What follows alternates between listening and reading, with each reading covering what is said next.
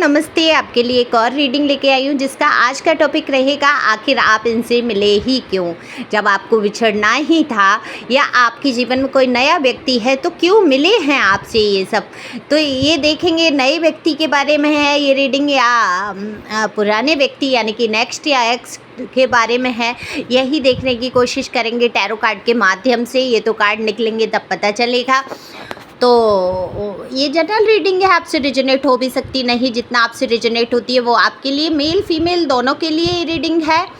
पहली बार आए आप मेरे चैनल पे सब्सक्राइब करके अपनी एनर्जी सेंड करिए जिससे कि आपके लिए भी रीडिंग हो। कमेंट्स करके बताएं ज़रूर ये रीडिंग किससे रेजोनेट हुआ।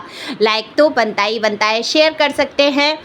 पर्सनल रीडिंग के लिए दिए हुए नंबर पे संपर्क कर सकते हैं। पर्सनल रीडिंग फ्री नहीं है, फीस भी कुछ ज़्यादा नहीं है। तो बिना देरी के रीडिंग करूँगी।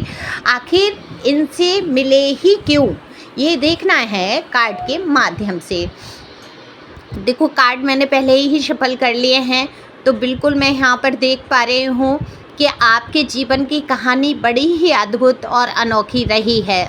ऐसा नहीं है कि आपने जीवन में वो सब पा लिया जो आपने चाहा। एक बार को आपको लगा ज़रूर कि आपने जो चाहा है सब कुछ आपको मिल गया है, क्योंकि आप किसी ऐसे इंसान के पीछे या ये कहूँगी वो इंसान आपके पीछे इतना पागल रहा और आप उसके पीछे, कि दोनों ने ही मिलके एक नई दुनिया बसाने का प्लान कर लिया। और बिल्कुल आप लोगों में से कितने ही लोगों ने मैरिज की है, अपनी मर्जी से मन मुताबिक शादी की है, घर वालों के खिलाफ जाके शादी की है। वहीं कुछ लोगों की अगर मैं बात करूं तो अरेंज मैरिज भी है और लव मैरिज भी है, यानी कि आपने इनको पसंद भी किया है और सबकी मर्जी से भी आपकी शादी हुई है। लेकिन इस रिश्ते में कभी कुछ अच्छा नहीं रहा जैसा आपने सोचा था, जैसे आपने सपने देखे थे वो सपने आपके कहीं ना कहीं चकनाचूर हुए हैं। आपका दिल टूटा है और दिल के इतने टुकड़े हुए कि वो जुड़ने का नाम ही नहीं ले रहे। तो यहाँ बिल्कुल आप सोचते हुए नज़र आते हैं आखिर आप इनसे मिले ही क्यों, जब आपको इतनी बुरी तरीके से तोड़ना ही था। तो आप डिवाइन से, भगवान से, यूनिवर्स से झगड़ते लड़ते हुए भी नज़र आते हैं कि हे ईश्वर आपने इनको मेरी ज़िंदगी में भेजा ही क्यों। क्योंकि तमाम तरीके की मुश्किलें, तमाम तबाहियाँ आपके जीवन में जो तूफ़ान उठे परेशानियों के, और आप कहीं ना कहीं नो कांटेक्ट में हैं और आप अलग हुए हैं उनसे जिनसे कि आपने ये सोचा ही नहीं था कि कभी आप इनके बिना जी पाएंगे, एक सांस भी ले पाएंगे। तो कहीं ना कहीं अंदर से आप मर गए हैं, टूट गए, बिल्कुल बिखर गए।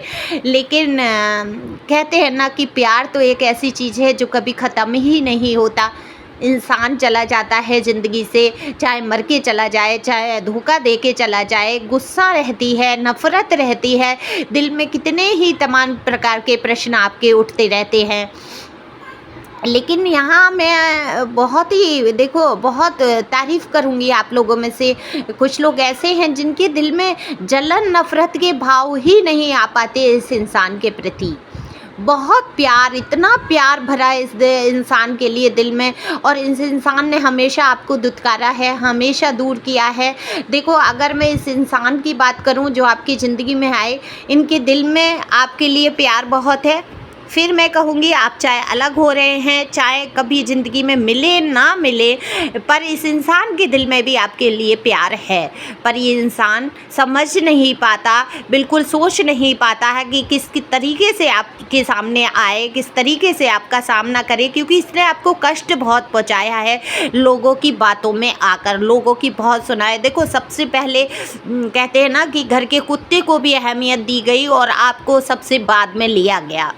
सारे रिश्ते, नाते, काम सबसे पहले रहा इनके जीवन में, और आप इनके लिए ये सोच लिया इन्होंने कि अब तो आप हैं इनकी लाइफ में, आप कहाँ जाने वाले हैं, और आपकी वैल्यू नहीं की है। यहाँ पर आपकी भावनाओं को कुचला है, आपको वक्त नहीं दिया गया है, आपकी बातों को नहीं सुना गया है, आपको पल पल तड़फाते हुए मुझे नज़र आते हैं।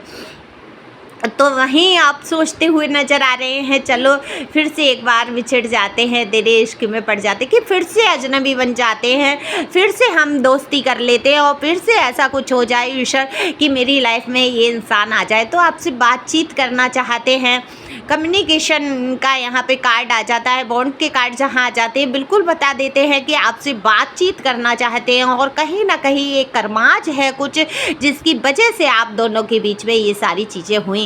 देखो, चाहत दोनों तरफ है, दोनों तरफ आग लगी है, इधर आप भी उनको चाहते हैं, उधर वो भी आपको चाहते हैं, आप भी आंसू बहाते हैं और वो भी आंसू बहाते हैं, लेकिन नफ़रत लेके बैठे हैं दिल में, सारी गलतियां आपकी देखते हुए नज़र आते हैं। वहीं आप जो सोचते हैं कि इन्होंने गलतियां की हैं, इन्होंने धोखे दिए हैं, इन्होंने तड़पाया है आपको अकेले छोड़ा है, ये जानते हुए कि आपके साथ एक भी व्यक्ति नहीं खड़ा है, फिर भी आपको ऐसे मुकाम पर लाके छोड़ दिया जहाँ पे सारे रास्ते बंद हो जाते हैं। तो आखिर ईश्वर ने इनसे क्यों मिलाया आपको? ईश्वर ने इसीलिए मिलाया आपको कि आप मजबूत बन सके। आप अकेले पड़ गए तो आपने जाना ना कि आप कितने मजबूत हैं, आपने अपने वैल्यू को जाना, वैल्यू को समझा, आप समझ सके कि आपके अंदर परमात्मा का वास है, ईश्वर सदैव आपके साथ हैं और कहीं ना कहीं से ईश्वर ने आपके लिए रास्ते खोले हैं। तो कहते हैं जब सबसे बड़ी मेहर ईश्वर की हो जाती है तब आप अकेले पड़ जाते हैं। कितने ही साधु संतों ने दुख मांगा है कि हे ईश्वर, मेरे जीवन से कभी दुख का अंत ना हो, मैं हमेशा आपसे प्रार्थना करता रहूं, हमेशा आपकी शरण में बना रहूं। लेकिन ऐसा नहीं है, ईश्वर अपने भक्तों को हमेशा दुख देते हैं। ईश्वर बताना चाहते हैं कि आप भी बहुत महत्वपूर्ण हैं। आप ऐसे लोगों के प्रति जीवन बर्बाद कर रहे हैं जिनको आपकी वैल्यू नहीं है, जो आपकी कदर नहीं समझते। आप उठकर खड़े हो जाइए, आपको बहुत कुछ आगे करना है, बहुत ज़्यादा। देखो, बहुत सारे लोग ऐसे हैं, हीलर भी हैं, टैरो कार्ड रीडर भी मुझे यहाँ पर दिखते हैं, टैरो करते नहीं हैं लेकिन सीखा होगा। कहीं ना कहीं कुछ ऐसा है, स्पिरिचुअल जर्नी में आप हैं और कहीं ना कहीं अध्यात्म में आपका झुकाव है। हो सकता है लोगों को सलाह मशवरा देना, लोग आपसे बात करके बहुत हील होते होंगे, मत प्रोफेशनल हो आप, लेकिन कहीं ना कहीं अच्छा सदमार्ग आपने चुना है। तो यही तो है आपके रास्ते, यही तो आपका कार्य है कि लोगों की सेवा करना है आपको। लोगों के बारे में ईश्वर क्या खुद नहीं आते हैं ना, ईश्वर माध्यम बनाते हैं और कहीं ना कहीं ईश्वर ने आपको चुन लिया है आपकी अच्छाइयों की वजह से। तो ईश्वर के चुने हुए आप एक देवदूत से कम तो नहीं हैं। तो इसी आपको आगे बढ़ना है। अगर ये लोग आपकी ज़िंदगी में नहीं आते, आप सराहना करिए, इनका धन्यवाद कीजिए, थैंक यू बोलिए दिल ही दिल, मन ही मन की। अगर तुम नहीं आए होते, अगर तुमने मुझे धोखे नहीं दिए होते तो शायद आज मैं सांसारिक चीज़ों में लिप्त होता या होती। ये पर्सनी मेल फीमेल दोनों के लिए समान रीडिंग है। आप जो भी देख रहे हैं, जिसके साथ भी ये जीवन में घटनाएँ हुए हैं, उन सब के लिए ये रीडिंग है। तो आपको मजबूत बनाने के लिए ईश्वर ने इनको भेजा। कर्माज थे कुछ जन्मों जन्मांतर के, वो रिलीज हुए हैं, आप क्लीन हुए हैं, आप यहाँ पे स्वच्छ निर्मल मन से, हृदय से आगे बढ़ते हुए नजर आ रहे हैं। तो thank you for watching my channel, thank you angel, thank you God.